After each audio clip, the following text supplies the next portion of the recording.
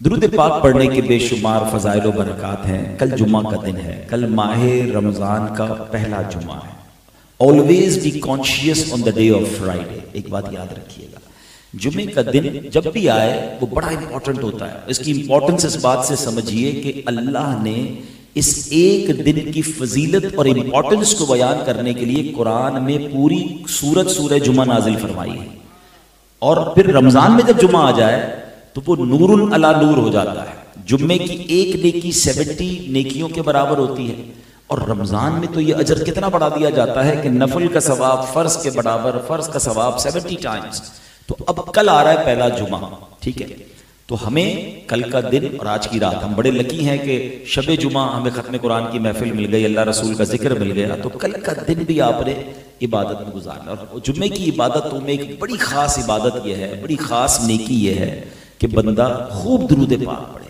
جمعے کے دن کے درود پڑھنے کی فضیلتیں الگ سے نبی پاک نے بیان فرمائی۔ حدیث جو میں آپ کو سنانے جا رہا ہوں، میرے آقا علیہ الصلوۃ والسلام فرماتے ہیں، جس نے جمعہ کے دن نماز اثر ادا کی، پھر اپنی جگہ سے اٹھنے سے پہلے 80 بار یہ درود شریف پڑھا، اللہم صلی علی محمد النبی الامی وعلی آلہ وصحبہ وسلم تسلیما، تو اس کے 80 برس کے گناہ بخشے جاتے ہیں اور 80 سال کی عبادت لکھی جاتی ہے۔ اچھا، یہ تو ایک فضیلت ہے۔ ایک بڑی مشہور حدیث ہے جس کا مضمون ہے کہ جو جمعہ کے دن 200 بار درود پاک پڑھے، اس کے 200 برس کے گناہ معاف کر دیے جاتے ہیں۔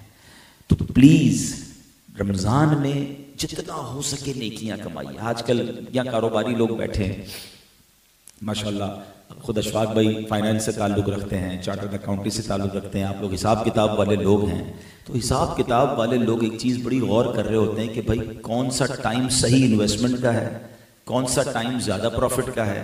ان دنوں میں جناب یہ ہمیں ریلیف ملا ہوا ہے، ان دنوں میں یہ جناب اسکیم ہے، آفر ہے۔ ہم دنیا بھر میں دیکھ رہے ہوتے ہیں کہ آفرز لگائی جاتی ہیں، ڈسکاؤنٹس دیے جاتے ہیں۔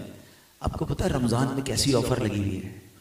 اگر یہ سمجھ آ جائے نا، اللہ اکبر، یہ سیزن ہے اس وقت، مگر یہ سیزن نیکیاں کمانے کا ہے، یہ سیزن اللہ کو راضی کرنے کا ہے۔ میں اور آپ 11 مہینے عبادت کر کے وہ نیکیاں نہیں کما سکتے جو ہم ایک رمضان میں کر سکتے ہیں، اور یہی نبی پاک نے انڈرسٹینڈ کروانے کی کوشش کی۔ پیارے آقا علیہ الصلوۃ والسلام کی ایک حدیث ہے، آپ فرماتے ہیں اگر میری امت کو پتہ ہوتا رمضان کیا ہے، وہ تمنا کرتے کہ سارا سال ہی رمضان۔